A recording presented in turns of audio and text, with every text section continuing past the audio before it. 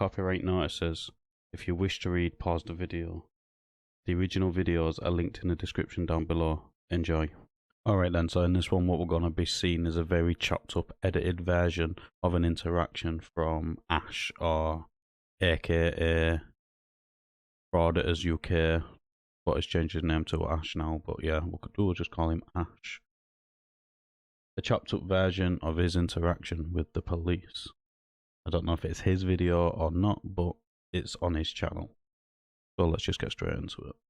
Here he comes!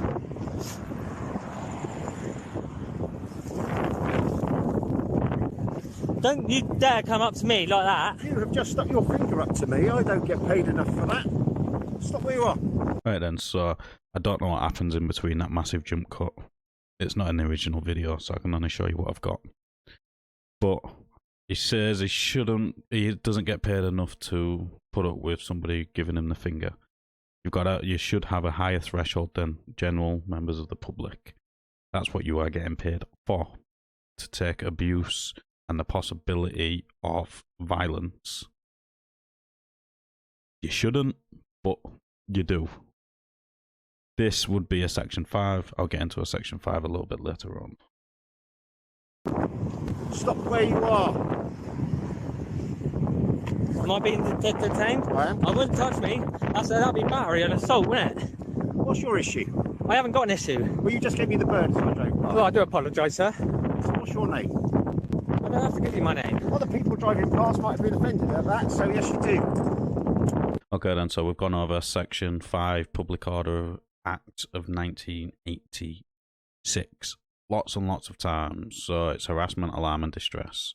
It's subsection 1, which he is applying to, which clearly states a person is guilty of an offence if he uses threatening or abusive words or behaviour, or displays or disorderly behaviour, or displays any written sign or visual representation which is threatening or abusive within the hearing or sight of a person likely to be caused harassment, alarm or distress, thereby we'll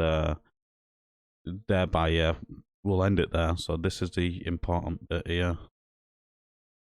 It did display a representation of an abusive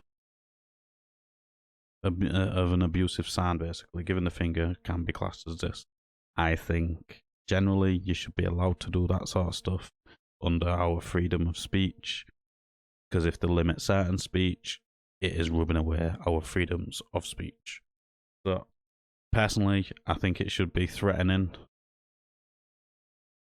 words and behaviour, or writing ones like that, because obviously threatening is different to just having your opinion and your freedoms on something. But like I said, this is just my opinion. This is the law he was breaking by displaying an abusive sign. Right, at the moment, yeah, at very least, it'll be a public nuisance. Right, if you don't want hands laid on you, you better stop. Yeah, hide behind your camera all you like. What's your name? Don't have to give you my name. You do, because I'm going to be reporting you for an offence. For an offence? What Yeah, offence is that? public nuisance. I'm not committing public nuisance. Okay then, so this is actually a new one for me. Public nuisance. So it's the Police, Crime, Sentencing and Courts Act of 2022. Intentionally or recklessly causing a public nuisance. So it is section 78. A person is committing an offence if he does blah blah blah. This is a bit irrelevant. So this is actually irrelevant if you look at it completely. The person's acting or omissions creates a risk of causing a serious harm, or causes serious harm to the public or a section of the public, obstructs the public or a section of the public in the exercise of or enjoyment of their rights that may be exercised or enjoyed by the public at large. And so, does sticking the finger cause is a risk of serious harm. So, subject, serious harm meanings death, personal injury, or loss of or damage to property, or no, what it did is not a public nuisance because it doesn't meet the criterias of a public nuisance. Because the criteria is obviously serious harm to the public. Is obviously the criterias, and as you can see, it actually gives you the definition right here, which he is not doing. Serious annoyance, possibly, but only to the police, as you've seen. Serious distress, not really. Serious inconvenience or serious loss of amenities, nope. What Just Stop Oil did was this exactly. So they should have been using this straight away, but yeah. Am I being detained? Not at this time, but you need to... I'm not being detained. I'm not free to go. Am I under arrest? Am I being detained? If I'm not being detained, I am going.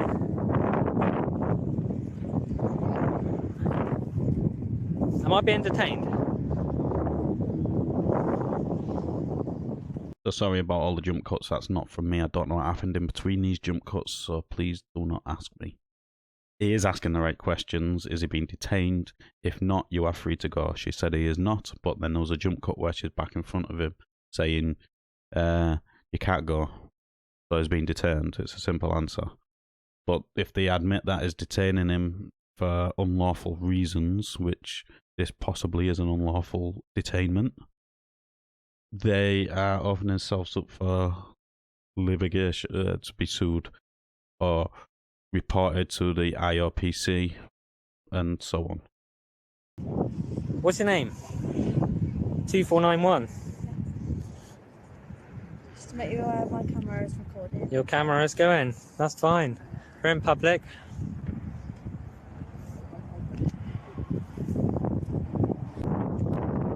So that video basically ends there.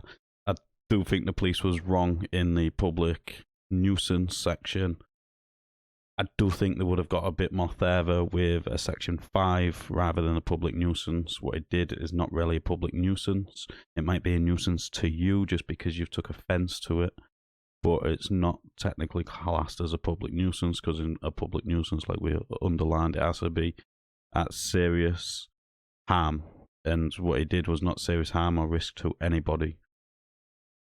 What you did could possibly be classed as serious risk or harm.